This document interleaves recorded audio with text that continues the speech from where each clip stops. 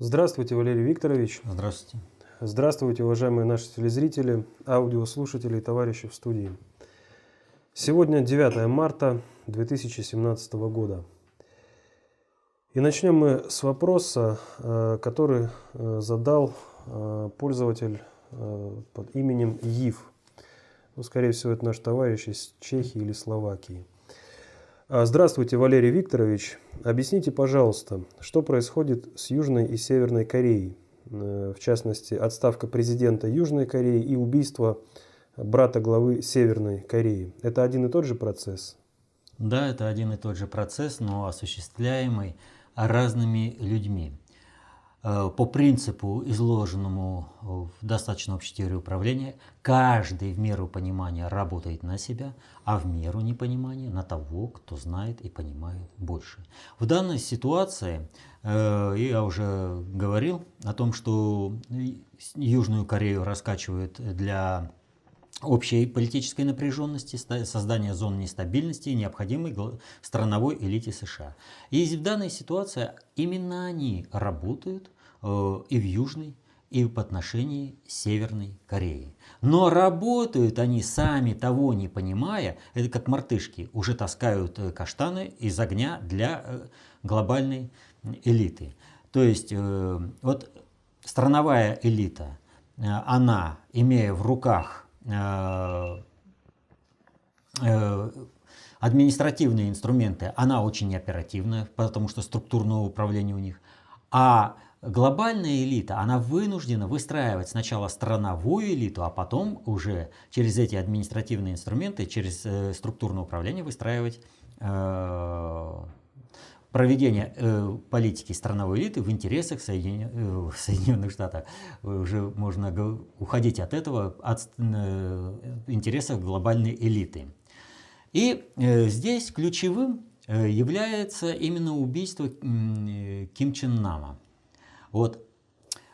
Что сразу нужно иметь в виду? Когда вы смотрите новостные сообщения, то нужно вспомнить, что в 1981 году вышла замечательная комедия с хорошим таким комедийным актером французским, это Пьером Ришаром. И эта комедия называется «Укол зонтиком». По сюжету там, значит, недотепа киноактер, думая, что он подрядился сняться в роли убийцы в боевике, на самом деле берется как бы за выполнение реального заказа. И ему вручают орудие убийства, зонтик. И там происходили всякие комедийные случаи, но поскольку зонтик был заряжен ядом, то умирали все, так скажем, связанные с вот этим делом преступников люди, все понимали, связанные с этим делом, что произошло убийство, а все вокруг думали, что у человека там сердце остановилось, еще там что-то. И знаете, все ха-ха-ха, хи-хи-хи. Но мало кто знает, что укол зонтиком снят по реальным событиям. И первоначальное его название было «Укол болгарским зонтиком». А связано это с тем, что Лондон, он всегда у себя прибирал, вернее, давал место для проживания всяким иммигрантам. И вот был такой иммигрант из Болгарии, Георгий Марков, диссидент, который много там чего говорил. Вот. И в 1978 году однажды вечером ему стало плохо. Ухудшилось у него состояние, и он быстро умер. А экспертиза показала, а он вспомнил, что он шел по улице и почувствовал укол. А обернувшись, он увидел человека, который поднимает зонтик. Этот человек извинился, и сказал извините. Ну и он подумал, что его случайно укололи вот этим зонтиком, и поэтому, в общем-то, не обратил внимания. И он умер. И все, какая крутая болгарская там спецслужба, которая убирает там всех какими способами. На самом деле Георгия Маркова убрали сами англичане. Вот пока Борис Березовский нужен был, ему позволяли говорить. Но когда он выговорился, и он стал мешать дальнейшей политике, ну, он закрылся у себя дома и повесился на шарфике в ванной. Ну, все нормально. Вот. Так и Марков. Когда все, его выжили по полной программе, ну, отработанный материал нужно использовать для дальнейшей. И главное, что виновными обвинили болгар. Ну, они устранили, понимаете, и все до сих пор, вот, болгары там какие, говорят, да не было у них такой спецслужбы, чтобы она могла проводить такие операции, да и даже спецоборудования такого не было. Но ведь русские могли передать. Ну, могли передать, но на самом деле нужно смотреть, кому выгодна была смерть, а выгодна она была только англичанам. Как говорил один товарищ Ван Дам, о том, что плохо иметь Великобританию врагом, но в 100 крат ее хуже, когда она является другом. Вот. Поэтому и убрали. Ну, я к чему все это рассказал? А теперь посмотрите, как был убран Ким Чен Ын. Да это же детективный сериал, снятый на камеры. Понимаете? Все снято, как проведено, все прочее. Как это все необходимо сделать. То есть никакой спецоперации, что человек просто раз и помер. Вот есть такой сериал «Менталист». Там про маньяка Кровавого Джона, который организовывал различные убийства и переводил эти убийства, обвинял другого человека. Но вопрос не в этом. Там расписано столько способов и методов устранения убийства человека совершенно незаметными способами. В том числе и за счет нанесения ядовитого крема незаметно на руку человеку. Просто раз, мазок, его не видно, это мазок, но человек помирает. И вот этих методов современная химия разработала огромное количество ядов для проведения спецопераций. Просто огромное количество. В том числе они доступны и северокорейской разведке. А здесь же мы видим, просто такой, знаете, средней руки фильм об убийстве человека, которого обвинили, не обвинили в том, что, а объявили в том, что он якобы является невинной жертвой своего брата, который боялся за свою власть и его устранил. А сначала ему создали, что он такой ореол свободолюбца, который осуждал северокорейский режим. Потом, значит, произошло обращение к его брату, типа «не убивай меня, я не претендую на власть». Ну и следующее, что должно было по законам жанра произойти? Естественно, картинное, красивое, зарегистрировано видеокамеры со свидетелями убийства. Все и произошло. То есть, на самом деле, никакого убийства, никакая северокорейская разведка к этому убийству дела не имеет. Весь вопрос заключается в том, что раскачать положение на Корейском полуострове. И глобальщики это дело позволяют. А почему? Во-первых, это военное перенапряжение Соединенных Штатов. У них и так ресурсов не хватает. А здесь они вынуждены будут участвовать, и они разворачивают ПРО. Вот. Во-вторых, они сейчас вынуждены будут идти на кадровые соглашения в Южной Корее. А там сейчас чистых подпиндосников, которые работают на Северную Корею, убирают под этот коррупционный скандал из управленческой элиты. Просто, коррупционеры же. Все. И вот в результате этого Соединенные Штаты страновая элита, раскручивая вот это общее напряжение в мире, вот, и не имея шанса сейчас выпрыгнуть из этого сценария, хотя уже, смотрите, идет определенное затухание в Сирии, идет затухание на Украине, вот, в других местах, ну, за исключением Йемена, но Йемен это несколько другая песня, вот. Им бы сейчас надо выходить. Им бы нужно перебросить часть своих ресурсов и возможностей в другие районы. Вот. Не разворачивать бы эту а они не могут. Все. И страна вынуждена перенапрягаться. Страновая элита вынуждена перенапрягаться. Их перенапряжение заканчивается тем, что они не справляются с поставленными задачами, а люди, не справившиеся с поставленными задачами, должны быть что? Они должны быть заменены. То есть у Трампа развязываются руки для проведения кадровых чисток. Все прекрасно. Сами, товарищи, все делаете. Сами. Ну вот вы упомянули Трампа.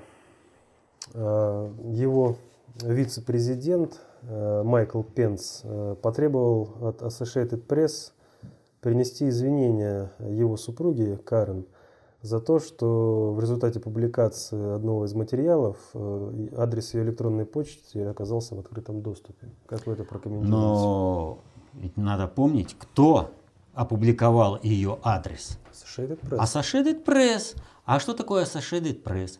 Это информационное агентство, которое осуществляет информационную сборку для обеспечения информационных изданий информации в нужном направлении, соответственно, глобальной политики. То есть, если New York Times выполняет задачу разработки общей стратегии управления, как проводить глобальную политику, то Associated Press обеспечивает информационные издания вот этой самой информацией, которая реализует эту задачу. Так вот, а что это так Associated Press вдруг имеет какую-то претензию к вице-президенту Соединенных Штатов Пенсу? Вот. Да причем как бы не к нему, а к жене. Вот. А перед этим USA Today опубликовала материал о том, что когда Пенс был губернатором штата Индиана, он использовал личную почту для решения рабочих вопросов. Но вопрос-то заключается в том, что этот наезд обычного такого издания, которому кто-то эту информацию слил, вот он бесперспективен. Он законно использовал эту личную почту, будучи губернатором. Поэтому он вроде как бы чистый, но это привлекло внимание к Пенсу как человеку, который нарушил примерно, то есть это ложится на информационную базу, использования личной почты Хиллари Клинтон. И пусть с Пенсом, как в той поговорке, ложечки-то нашлись, а осадок остался. И вдруг Associated Press, а отнюдь непростое издание,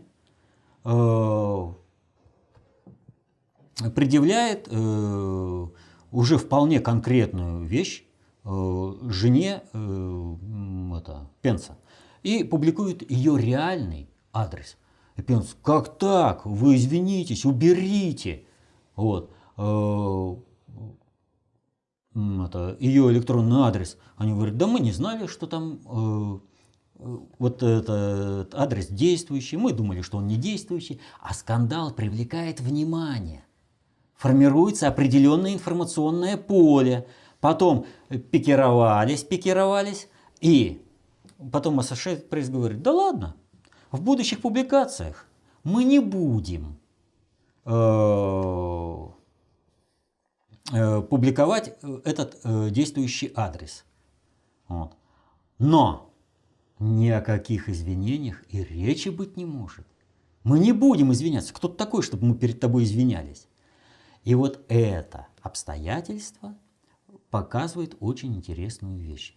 Дело в том, что если посмотреть, то и у нас в стране, и за рубежом очень много шло рассуждений о том, что Трамп будет устранен, а на его место будет поставлен Пенс. По одной простой причине, что понятно, что Трамп полностью подчинен глобальщикам, а у Пенса есть взаимодействие со страновыми элитами. Именно поэтому его и поставили вице-президентом. Как вот этот переходной буфер, чтобы страновые элиты видели в Пенсе определенную опору, возможность решения своих вопросов и пошло. Но поскольку Пенс начал вписываться в этот сценарий устранения Трампа, то его предупредили не по-детски. Парень, ты доигрался. И создав скандал на пустом месте с его личной почтой и решением вопросов, когда он был губернатором, вот, тем самым привлекли, главное было сказано, никто в твоей семье не под ударом. То есть любой человек под ударом. Через семью достанем тебя. И он понял намек. Насколько он полностью это осознает и не попытается ли переиграть, ну это покажет время и действия самого Пенса. Но предупреждение он получил. Это черная метка. Не играть в этот заговор. Безопасность Трампа обеспечивают по полной программе. Понимает ли Пенс, что Пенс, это черная метка именно от глобальщиков? Да. На таком уровне все прекрасно понимают, что есть надгосударственное управление. Они его могут не формализировать, они могут его не понимать. Но то, что есть более сильные структуры, вернее не структуры, а силы надгосударственного управления, чем страновая элита Соединенных Штатов, Пенс прекрасно понимает. Но он просто думал, что он вписывается в ту силу. Да, уберем этого хохмача. Да, ну что, он несерьезный, там туда-сюда, я стану, я с ними договорюсь. А потом ему оказывается, нет, мне приказано его не трогать. Что моя жизнь и жизнь моей семьи теперь полностью зависит от того, что будет с Трампом. То есть и он теперь только осознал, что Трамп не случайный человек, что он конкретная креатура глобальной элиты для решения определенных задач. Вот это он сейчас реально осознал. Вот посмотрим, что он там будет. Следующий вопрос от Сергея Березина и Дойчланда. Валерий Викторович, поясните, пожалуйста, бездействие наших чиновников от спорта, подталкивающее спортсменов выступать под нейтральным флагом. Цитата: в общей сложности ИААФ получила от российских спортсменов 48 заявок на выступление под нейтральным флагом, 28 из них были поддержаны Всероссийской Федерацией легкой атлетики. Наши чиновники это решение спортсменов поддерживают. Однако есть люди, не понимающие данное решение, и в частности Спортэкспресс цитирует Хоркину. Не понимаю самого понятия «нейтральный спортсмен». Под белым флагом выступают лишь в экстренных случаях, например, если ведутся военные действия. Конец цитаты. Ну и Дойчланд пишет, что ВАДА назвала недостаточными доказательства в докладе Макларена. Валерий Викторович, глобальный предиктор помогает России? У него нет другого выбора, но надо понимать простую вещь. Он помогает ровно настолько, насколько ему необходимо решить свои задачи, но при этом положение России не слишком-то облегчать. Потому что они из России не хотят видеть конкурента. Что же касается того, что сейчас происходит в спорте, нужно понимать, что с крушением Советского Союза чистый спорт как таковой исчез вообще, от слова совсем. И в спорте теперь все победы заранее предсказуемы. То есть, когда какой-то стране куда-то что-то определяют, то они и делают. И там показывают знаменитые всякие там чудеса в спорте, когда проигрывали там все, им за каких-то там 7 минут надо забить 3 гола, это невозможно, а они забивают 4. Ну, где уж тут не восторгаться чудом игры и прочее. Надо же понимать простую вещь, что через спорт определяют, повторю, место каждой страны. Спортсмены, как в системе управления страной, вот у меня есть вообще по элите, построению общества и роли элиты в обществе, какая она должна, ее предназначение быть, и какая она существует. Так вот, спортсмены, артисты, они, не разбираясь ни в чем, вот абсолютно ни в чем, им некогда в этом деле разбираться, но у них есть тот, который работает по схеме управления лидером, который вкладывает нужную информацию. Так вот, они, обладая авторитетом перед людьми, которые их смотрят, ими восторгаются, они им вкладывают нужные политические установки. Поэтому и подтверждают не всех, подтверждают нужных людей, чтобы они формировали определенное политическое мнение. Вот в чем состоит суть выступлений под белым флагом.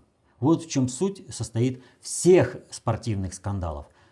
То есть, кто будет и в каких интересах формировать общественное мнение в России.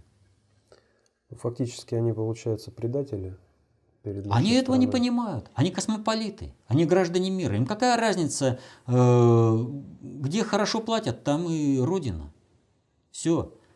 И поэтому мощно сказали им, что Россия крутая, да? Они патриоты России, да, они российский триколор, там все. Вот. А возникнет другая ситуация, скажут, ну, Рашка ни на что не способна. Ну, вспомните, как, да и подавляющее большинство-то спортсменов тренируется где? На А Западе. на каком основании? А на основании того, что здесь у нас нет как бы своей площадки. Да, сейчас много сделано для того, чтобы спортсмены тренировались в России. Но многие по-прежнему через губу плюют. А те, кто не плюют, они вот, как и Синбаева, да? Она не попала на Олимпиаду. Везде политика, никакого спорта давно не существует. Если Путин вынужден звонить хоккеистам и говорить в последнем раунде: ребята, играть так, как надо, я все риски беру на себя, я вас закрою. И они побеждают тогда, когда проиграли. Если у нас юниоры прекрасно играют и выступают, а становятся профессионалами, они вдруг сразу моментально разучиваются играть. Сразу класс теряют.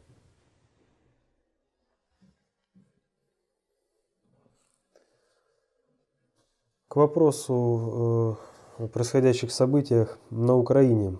Что происходит, собственно, там? Вас просят прокомментировать и приезд Савченко на Донбасс, который просит поменять всех на всех, а Захарченко только военных на военных. И уже комментировали, но продолжающаяся транспортная блокада и захват и освобождение от Донецкой фильтровальной станции. Да, вот последнее наиболее интересно.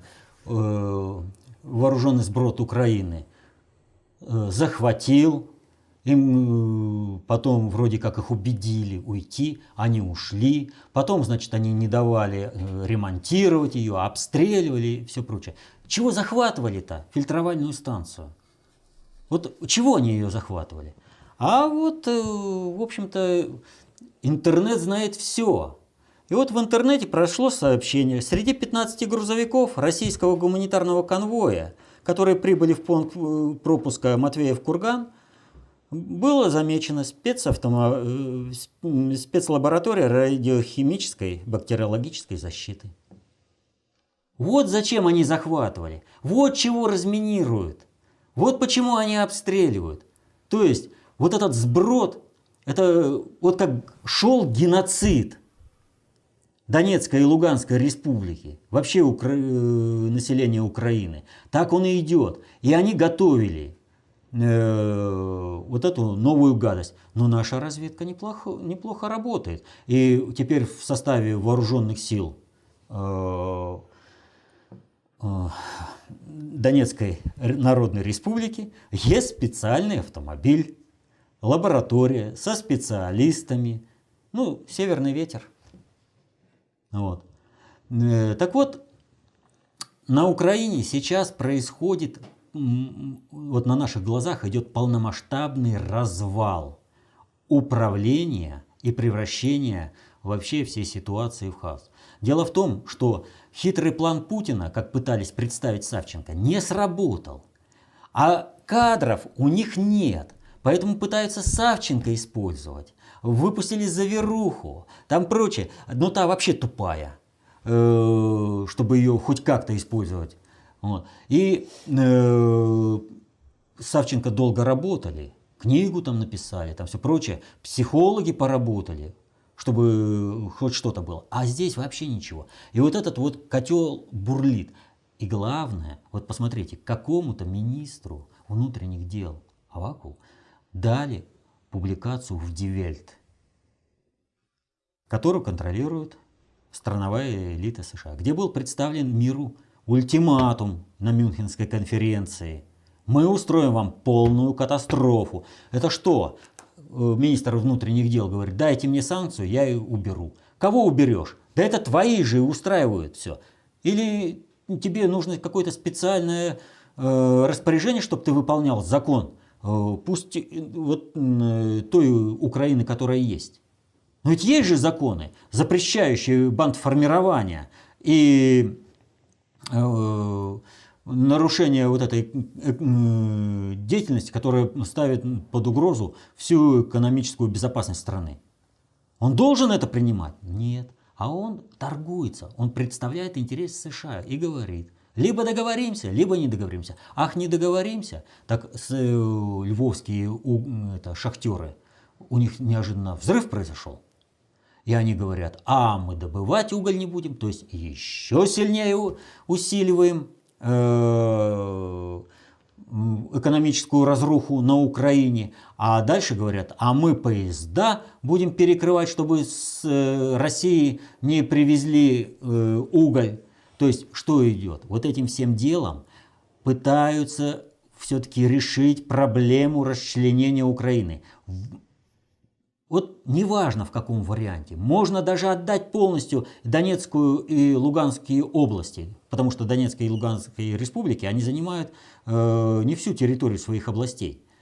Главное решить проблему, чтобы, вернее, сделать так, чтобы сохранить бандеровский питомник и источник войны против России до бесконечности. Для этого нужно всеми силами выгнать Донецкую и Луганские республики из вот того конгломерата, в котором они по-прежнему как бы представляются частью единой Украины, чтобы Россия под себя взяла. И вот вам, пожалуйста, повод и причина для постоянной войны и разрушений, крови, боли и страданий людей. Вот если кто-то на это купится, пусть знает, никогда не будет мира на его земле, особенно на земле Донбасса. Никогда. Вот решать только через единую Украину, устранение киевской банды, у них сыпется все управление, на глазах все сыпется. Надо где-то перетерпеть, а где-то и подготовиться к силовой операции по наведению конституционного порядка на Украине и ликвидации последствий госпереворота. Но надо помнить, что вооруженный сброд Украины будет представлять определенную опасность. Потому что он сброд. Потому что монополию на насилие та киевская банда потеряла. То есть государственности там не осталось. Все им решает и заправляет посольство Соединенных Штатов. И вот будут определенные офицеры, солдаты, которые останутся верны Украине, поскольку как бы кто против российской агрессии типа сражается, кто там еще по каким причинам. То есть какой-то контингент, он останется. Ну вот с этим контингентом будем работать, что называется. Кулик Николай пишет. 28 февраля снайпер случайно открыл стрельбу во время выступления Оланда в коммуне Виляньон на мероприятии по открытию новой линии скоростных поездов. Оланд произнес: «Надеюсь, никто не пострадал». Какое оказывается на президента Франции давление и что от него требуют? Ой, это вообще очень интересные выборы, которые идут во Франции и в Германии. К сожалению, в силу личностных обстоятельств я упустил целый месяц, а сейчас пока я, к сожалению, не могу по полной программе восстановить. Поэтому будем говорить о том, в общих параметрах, о том, о чем там происходит. Значит, как бы кому не показалось, но самая серьезная сила стоит за Франсуа Фийоном.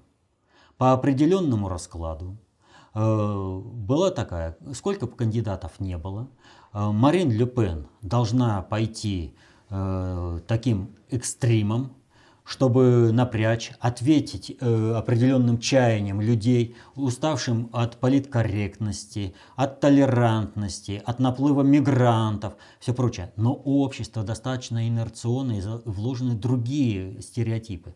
И поэтому был введен Франсуа Фийон, который решал те же самые задачи, но, что называется, цивилизованным путем, что имеется в виду те же самые задачи, которые стоят перед обществом и которые предлагает Ле Пен решить радикальным способом, предлагает решить Фийон цивилизационным способом.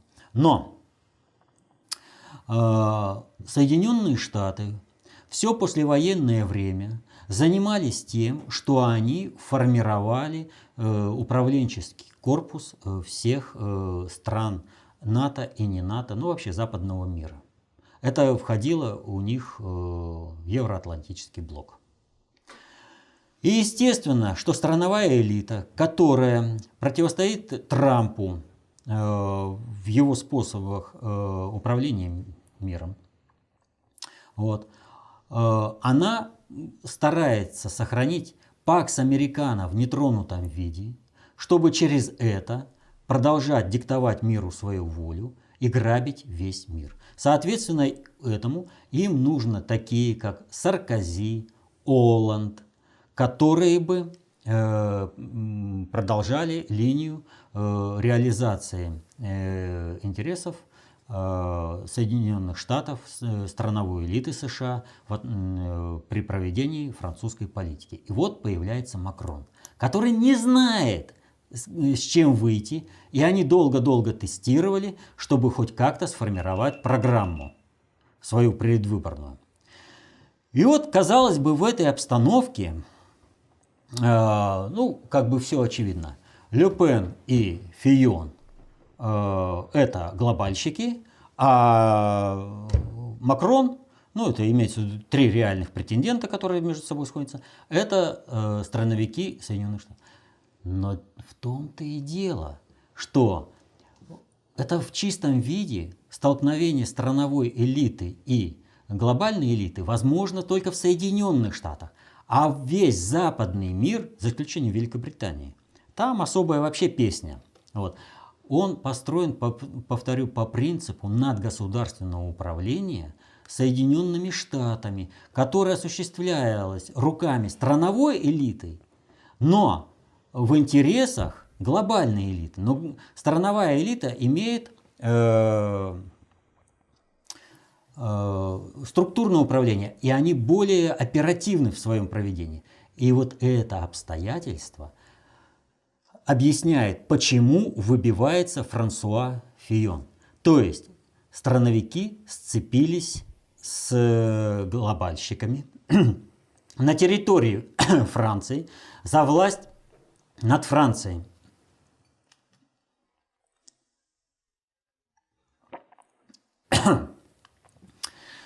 Но это вовсе не значит, что все будут такие, как идет, сразу видно, прошу прощения, Берни Сандерс, глобальщик, Хиллари Клинтон, страновик, Трамп, глобальщик. Понимаете? Вот все сразу видно. И поменять они не могут. А вся управленческая элита в западных странах, она, повторю, управляется страновиками. И они решают эти задачи в интересах глобального предиктора, глобальной элиты, ровно настолько, насколько глобальщики перехватили макропроцессы этого управления и вошли в структурное управление. Поэтому, что называется, здесь ситуация такая. Здесь нужно быть очень внимательным каждому, потому что в любой момент, любой из этих трех реальных претендентов может сменить, что называется, масть и свою роль в предвыборной гонке. Вот если сейчас, например, Марин Ле Пен является тем ледоколом, который расчищает путь Франсуа Фийону, то вполне возможно смена ролей. Будет перехват управления Макроном, а за счет Фийона он будет приведен к власти. Или же даже Марин Ле Пен, допустим. Но она поменяет некоторые подходы для этого. Так что тут нет ничего определенного. Нужно смотреть за теми процессами, которые происходят в Соединенных Штатах, как идут кадровые чистки, и тогда процессы управления и президентской кампании в Германии и во Франции будут более очевидными. Но, к сожалению, здесь надо побольше времени посмотреть, что и как. Тогда следующий вопрос от Максима Максимова. Здравствуйте, Валерий Викторович. Абу Бакр аль-Багдади в своей речи признал поражение исламского государства, назвав свою речь прощальной. Что это? Попытка США украсть победу над ИГИЛ у России и в дальнейшем выставить Россию в неприятном свете, как в 1945-м над Германией? Или это попытка перегруппировки исламского государства, как в 2007 году? Если вы посмотрите на то, что происходит не только в Сирии, но даже в Ираке, вы увидите, что, в общем-то, афера с террористическим государством, исламское государство Ирака и Леванта, ИГИЛ, Даиш, она, по сути, провалилась. И весь офицерский корпус, он вывозит, имеется в виду командиры, офицеры, так, спецназовцы, он уже давно вывозится либо к себе на родину, то есть хорошо янки послужили своей родине в виде игиловцев, теперь и давайте на родную Вашингтонщину и отдыхайте. Потом мы вас снова привлечем, снова бороды отрастите и снова будете где-нибудь какими-нибудь маджахедами, борцами за веру, например, где-нибудь в Ливии, в Египте, там, в Йемене. Вот. То есть этот процесс идет давно. А мышечная масса тапочников, их ведь никто и не собирается никуда убирать. А эта мышечная масса, это вот понимаете, это как нашествие крыс. Вот если крыс не уничтожить, они не дадут житья. И соответственно этому задача уничтожения, окончательного уничтожения ИГИЛ Даиш на Ближнем Востоке, в Азии, она просто необходима. А чем больше вот этой мышечной массы оставишь крыс, тем дольше она не будет давать нормальной жизни, устроить нормальную жизнь, вот как эти бандитские кулацкие банды России. Ведь очень мешали индустриализации, по экономическому росту, или бандеровщины на Украине после войны. Так вот, они примерно такое же самое хотят. То есть они эту мышечную массу сказали, а распределяйтесь сами и в соответствии с идеологией продолжайте свои действия. Но есть маленький аспект. Вот этого аль-Багдади, его уже сколько раз убивали? А сколько раз он воскрешался? А вот здесь вот ситуация такая. Вот обращение было сразу перед падением, вернее, конкретно перед падением, а точнее освобождением Пальмиры. Вы понимаете, что значит такое вот обращение? А было ли это обращение? А от кого оно исходило? Вот, а ее офицеров-то мало остается, командиров. Да все, он сказал, надо уходить, а здесь сейчас белая птица с красной звездой прилетит, и всем мало не покажется, а потом придут еще и по земле добавят. Надо уходить, все, бросаем, и уходят. Понимаете? А вот этот отход, он используется для того, чтобы, опять же, выводить командный состав. Так что, если бы Соединенные Штаты хотели украсть победу, они бы это решили по-другому. Вот. Точнее, попытались бы решить. И они так и решали. Помните, попытка переброса игиловцев из Мосула в Раку, да? Оттуда атака на Алеппо, вот. Она же у них провалилась. И теперь, вот, вы представляете, ну да, есть командный определенный состав, который что-то знает, да? Есть специалисты, конкретно спецназовцы тех же Соединенных Штатов, которые сейчас игиловцы, а потом вернутся, будут обычными спецназовцами армии США. Вот. Но основная-то масса, вот это, тапочники, им же ничего не внушишь. А с ними надо бы воевать по-серьезному.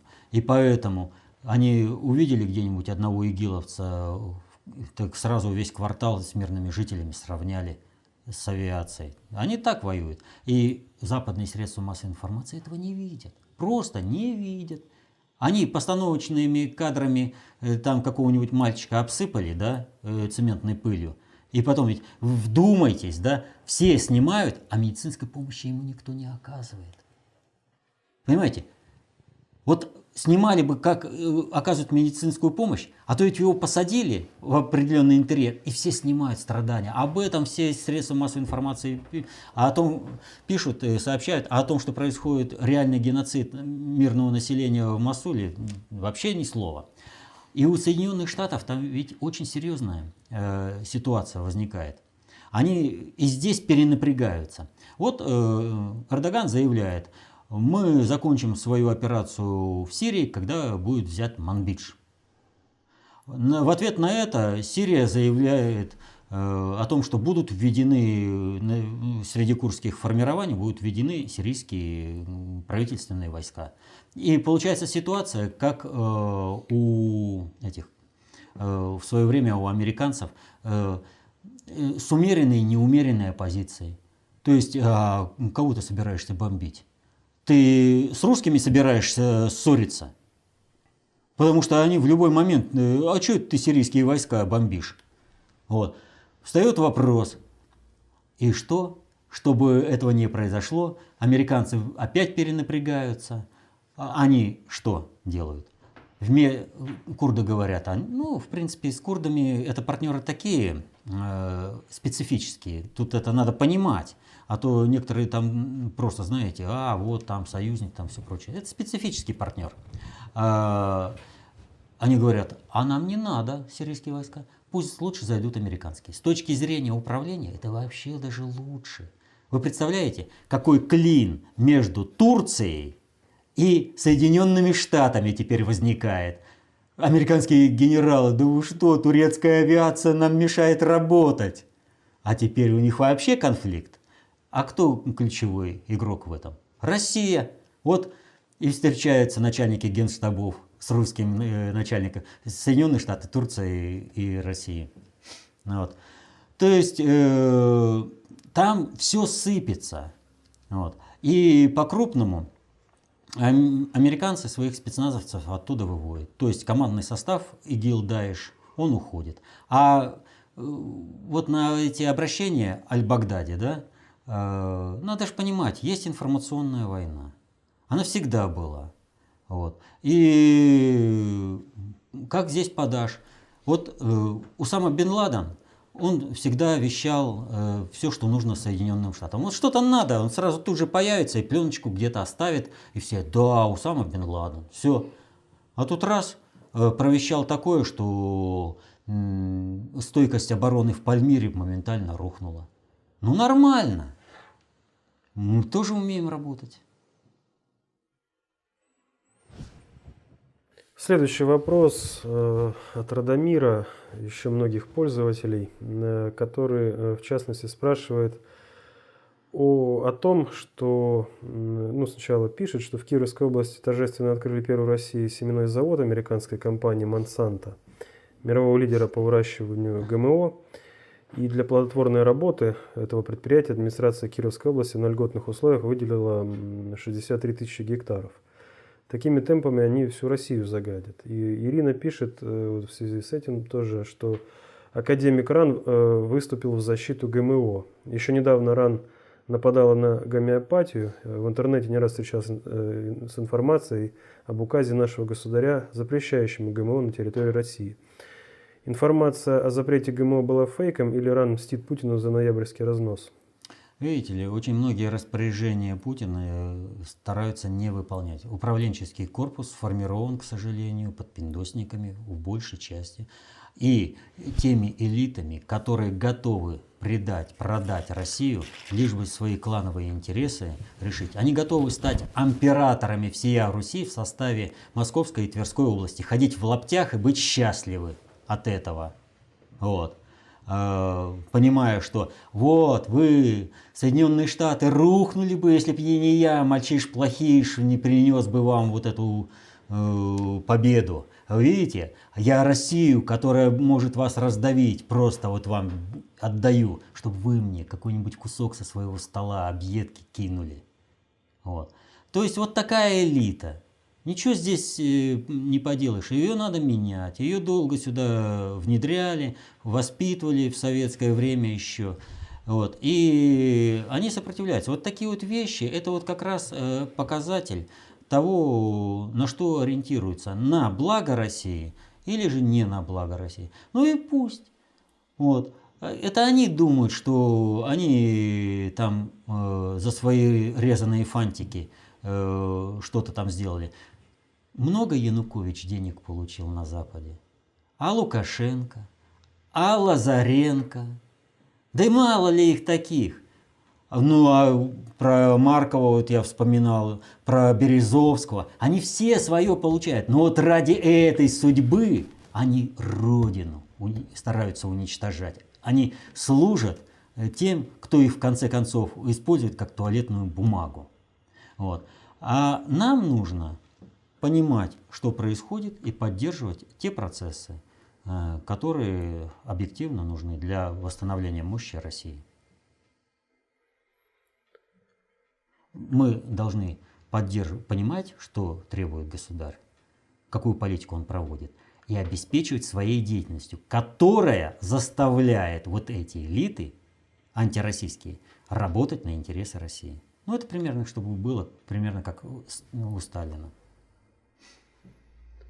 Далее Константин из Украины. Валерий Викторович, вы часто говорите, что все аналитики, в том числе выступающие на различных ток-шоу, показывают абсолютное непонимание происходящего. А может, это и хорошо? К примеру, когда все ждут ввода войск на Донбасс, он, наоборот, предпринимает шаги на более высоких приоритетах. Ну, кто он тут, непонятно. Ну, понятно. Вспомнить хотя бы начало вооруженных событий на Донбассе. Поэтому можно предположить, что наши аналитики со своим непониманием происходящего вписаны в некий путинский проект, как в свое время был вписан Стрелков. Либо же специально уводят зрителей от истины и таким образом обеспечивают непредсказуемость в кавычках действий Путина.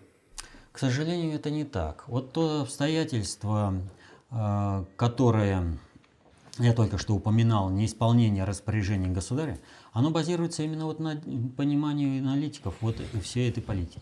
То есть, откуда сила и мощь путинского управления? От поддержки народа. Чем больше народ поддерживает и понимает, и поддерживает Путина, тем эффективнее осуществляется управление, тем меньше издержек управления, тем меньше приходится, кстати, воевать. И на Украине бы уже давно все было. Ведь там реально никакой ресурсной устойчивостью киевская банда не обладала. Все можно было решить за год. Но для этого нужно, чтобы все российские элиты работали так, как необходимо стране. А вот аналитики, которые несут чепуху и сеют калейдоскоп непонимания, они разрушают устойчивость управления Путина, они лишают его определенной поддержки. Нет монолитности мнения, нет понимания процессов управления. В результате этого приходится тратить очень много усилий и идти часто кружными путями для того, чтобы достичь определенной цели. Причем достижение этой цели уже и не такое мощное, потому что возникли другие обстоятельства, которые тоже надо решать. Вот, и отложено во времени, растянуто. Это отнюдь не является плюсом. Но что является плюсом, аналитики, представляющие свои кланово-корпоративные группировки, показывают уровень понимания процессов управления своих группировок. И, соответственно, этому люди, которые смотрят ток-шоу, могут ориентироваться вот в этом уровне понимания, целеориентирования каждой кланово-корпоративной группировки и на основе этого уже осмысленно поддерживать Путина, блокируя одни процессы и поддерживая другие процессы. Вот это надо использовать. А аналитики, которые сеют калейдоскоп, только вредят управлению. Не только путинскому, но и своих кланово-корпоративных группировок. Но если в первом случае я против, да, потому что это вредит интересам России, то во втором случае... Свои же и наградят. Короче, сами будете пожинать плоды своих трудов. Ну и последний вопрос на сегодня от Валентина. Валерий Викторович, не согласен, что все поголовно должны изучать толстые книги. А как же божественное предназначение? Не всем дано, даже не по уму. Ведь всегда были жрецы, воины, землепашцы и другие менее значимые сословия касты. А вот ликбез, популяризация знаний, тут перед вами и соратниками снимаю шляпу. Ну что ж, не согласен, так не согласен. Но еще Суворов говорил, что армию нужно строить на других принципах, нежели строится армия во всем мире. И главным ключевым моментом он определял: каждый солдат должен знать свой маневр. И это определяло то, что непобедимость нашей армии, когда говорили, что русского солдата мало убить, нужно его свалить. Это, например, обеспечило победу при Гросс-Егерсдорфе, когда командование отказалось командовать армией, когда многих офицеров не было, но армия стояла и, несмотря ни на что, победила. Хотя должна была быть разбита. Победила. Это предопределило такая постановка, что у нас сержанты выводили дивизии в 1941 году. Они собирали и формировали вокруг себя отступающие части и выводили, которые потом полноценно воевали. То есть, по закону времени, сейчас толполитарное общество неустойчиво. Вот на этом приоритете, где есть на шестом приоритете, где есть быстродействие, еще в XVIII веке понимал Суворов и реализовывал в своей практике и деятельности. И это обеспечило победу русского воинства. Если же мы сейчас будем жить по-прежнему в системе кастового разделения, мы не выстоим, мы погибнем. Потому что сейчас уже не каждый солдат во время боя должен знать свой маневр, а каждый гражданин должен знать, как осуществляется управление обществом для того, чтобы защитить интересы своей и своей семьи. Если он не будет этого знать, его все время будут разводить. Вот посмотрите, как на Украине происходит. Повели заодно. Вот есть такая патриотка Монтян, да? Говорит, да почему нормальные патриоты не могут прийти к власти? А потому что у них денег нет напечатать продукцию, выйти на телевидение, рассказать. То есть, по факту она говорит, народ Украины это быдло, которому с 3 короба наврешь, а он сделает, что хочешь. Но ведь это же по факту происходит, ведь Майдан-то поддерживали, им же все говорили, да вы что же творите-то? Вы в результате этого государства уничтожите. Но ведь как радостно-то скакали на Майдане. А мы через все прошли. Горе и лишение. И у нас вышел Путин. И вот теперь народная поддержка и Путин прошивает элиту и заставляет ее работать на интересы страны. Поэтому будущее за антитолпоэлитарным обществом. Когда все управление обществом, оно распространено в обществе. И когда каждый гражданин понимает свой маневр. И в этом отношении это не какая-то там, знаете, байка. Значит, по-моему, фельдмаршал Миних сказал, преимущество России состоит в том, что Россия управляется непосредственно Богом. Иначе невозможно объяснить ее существование. Вот западная цивилизация, западный мир, он в то время был из мелких государств, княжеств, герцогств, королевств, что и отразилось во всяких этих сказках. Он ушел из своего королевства и закрыл его на ключ. Или король и королева сидели в своем королевстве, к ним постучалось, это вечером он пошел, открыл. Ну, принцесса Новгородская, перечитайте ее нормальным-то языком.